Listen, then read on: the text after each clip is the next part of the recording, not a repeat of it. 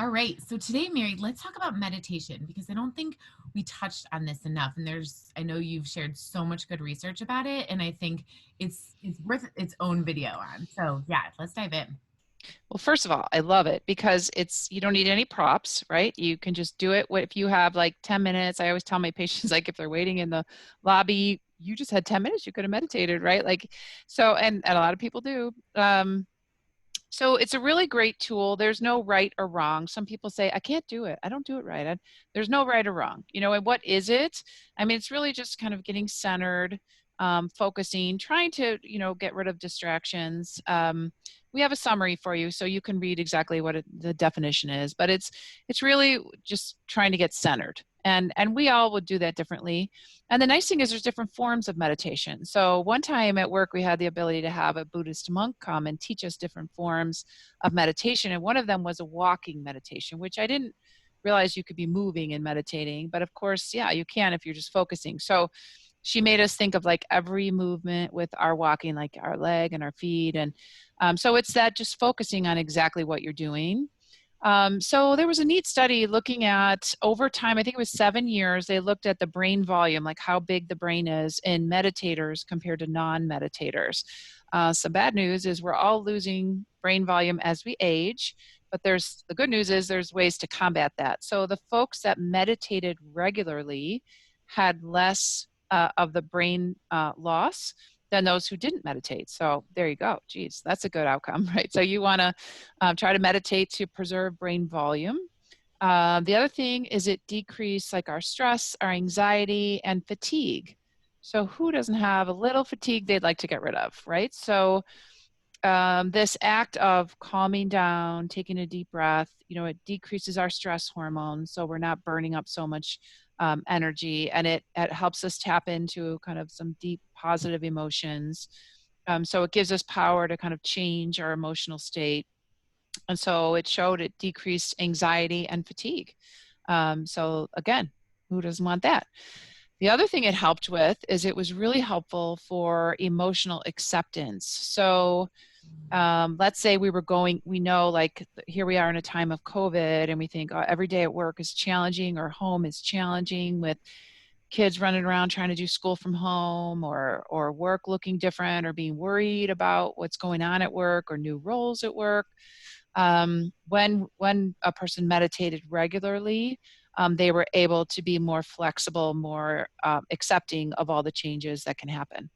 And if there's one thing that always happens in life is change, right? So we think we want it to stay the same, but we may want that, but that's just not reality, right? So we know that the world changes. So this is a way to be able to navigate change, meditation, free and easy, no props. Yes, I There you love go. that so much.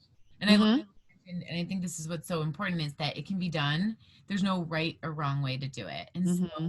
if you've been thinking like, oh, my friend, meditates for an hour, or someone I know does a class, or someone I know, uses YouTube, all of those ways can work. And I think that's Mm-hmm. the whole thing. So as you're looking over your life, thinking like, how will this fit? There's so many options. And really the action of doing it is going to be what's hugely important. So try in all the different ways.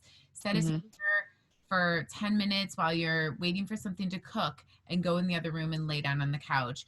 Do it when you're on your way somewhere, maybe arrive a few minutes early, sit in your car. The car is a perfect time for meditation because you're, able to be still. You're probably where you are going. Who knows what you're heading into, whether it's a meeting, whether it's something to do with family or, a lot of different things that you can kind of get really grounded and centered to experience all of those benefits. And I think there's so many apps and tools that you can use for meditation, but sometimes that can be overwhelming.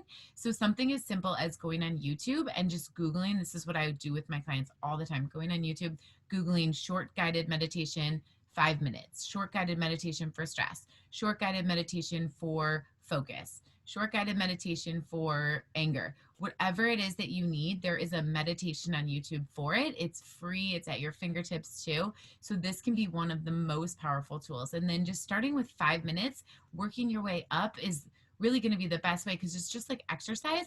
You have to start to feel the benefit, which happens very quickly. If you start meditating a couple days a week or every day for 5 minutes, then all of a sudden you're going to be like, oh, I wonder if I could get 10 minutes in, or I wonder if I could Hmm. squeeze 4 minutes in, because you're actually going to feel those benefits so quickly. And to know that it's not just woo woo, it's not just out there. I think that's what's such a beautiful thing, and hopefully that's what you're learning through this program. There's so many like, I should do that, I should do that, I should do that. But this is that next level from should. This is like your brain volume depends on you doing this. So this is one of those things that can move to your must do list and move out of your should list. And I am so grateful for Mary to highlight those things, because I think there are so many things that we should do. And how do we decipher what we actually really need to do? And putting meditation into that need to do space is what can really help, especially when it only takes a few minutes a day to start to get the benefits until you get to enjoy it. So, Yes. yes, feel free to Go share. to it. Hmm. In our summary, we listed a few of our favorite ones that are on YouTube. So try them. Yeah, if you've never done it, you'll be surprised. They're really great quality and they're so helpful. I really enjoy the guided ones. They're beautiful, and the imagery on is gorgeous. Yeah. Music, it's really lovely.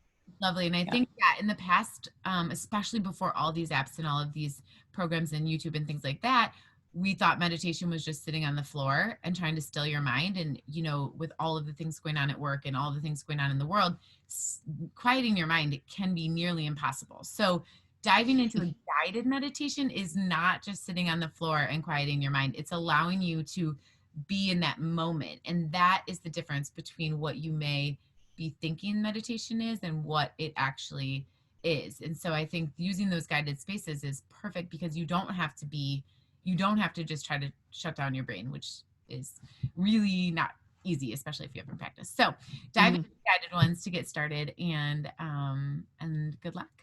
Yeah, good luck.